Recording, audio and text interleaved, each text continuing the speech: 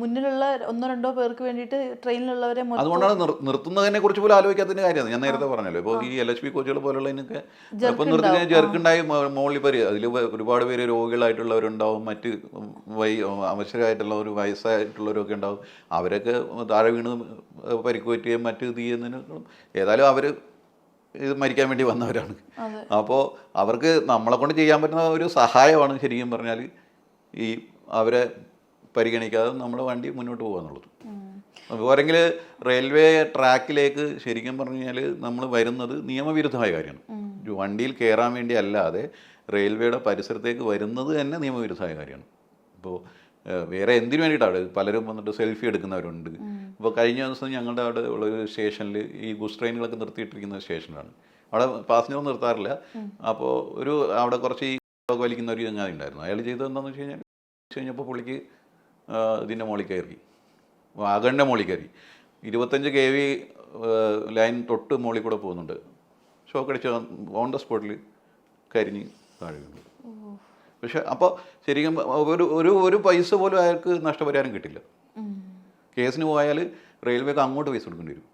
കാരണം ഈ ട്രസ്പാസിങ് ആണ് ആ മനുഷ്യൻ ചെയ്തിരിക്കുന്നത്. റെയിൽവേ ട്രാക്കിലേക്ക് പബ്ലിക്കിന് പ്രവേശനമുള്ള റെയിൽവേ സ്റ്റേഷനിൽ മാത്രമാണ്, അല്ലെ ലെവൽ ക്രോസിങ്ങിൽ അവിടെ മാത്രമേ അനുവാദമുള്ളൂ. ബാക്കിയുള്ളവർ വരേണ്ട കാര്യമില്ല. അപ്പോൾ ഒരാൾ വന്ന് അവിടെ വന്നിട്ട് ഇപ്പോൾ അബദ്ധത്തിലാണ് വന്നതെന്ന് പറഞ്ഞാൽ പോലും അതിന് അവർക്ക് ക്ലെയിം ഒന്നുമില്ല. അവർക്കുള്ള ഒരു ലൈഫ് ഇൻഷുറൻസ് ഒന്നും തന്നെ കിട്ടില്ല. ലൈഫ് ഇൻഷുറൻസ് അങ്ങനെ കിട്ടുമായിരിക്കും ചിലപ്പോൾ, പക്ഷേ റെയിൽവേയുടെ ഭാഗത്തുനിന്ന് നഷ്ടപരിഹാരം ഒന്നും തന്നെ കിട്ടത്തില്ല. ഈ നമുക്കിപ്പോൾ കാറാണെങ്കിലോ ബസ്സാണെങ്കിലോ ഒക്കെ അറിയാതെ തട്ടിയാൽ പോലും മനഃപൂർവ്വം അല്ലാത്ത നരഹത്യക്കൊക്കെ കേസ് ഉണ്ടാവുമല്ലോ. ട്രെയിനിൻ്റെ കേസിൽ ലോക്കോ പൈലറ്റ്സിന് അങ്ങനെ ഉണ്ടാവാറുണ്ടോ?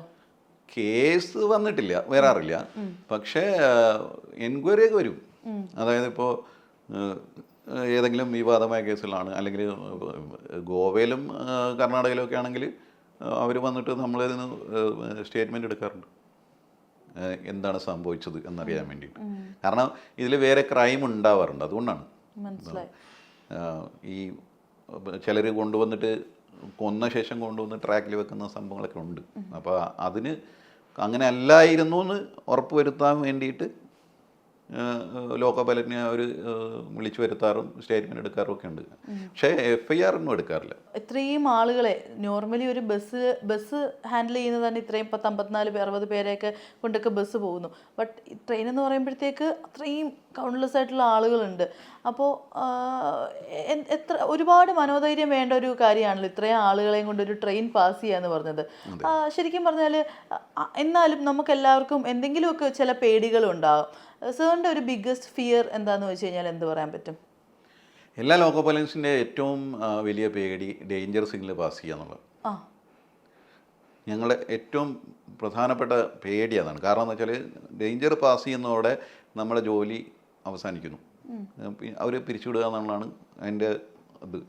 ഡേഞ്ചർ സിഗ്നൽ എന്ന് പറഞ്ഞു കഴിഞ്ഞാൽ നമ്മളിപ്പോൾ റോഡിലൊക്കെ കാണുന്ന ഈ ചുവപ്പ് സിഗ്നൽ തന്നെയാണത്. അപ്പോൾ ആ ചുവപ്പ് സിഗ്നൽ കടന്നു പോയി കഴിഞ്ഞാൽ നമ്മുടെ ജോലി പോകും.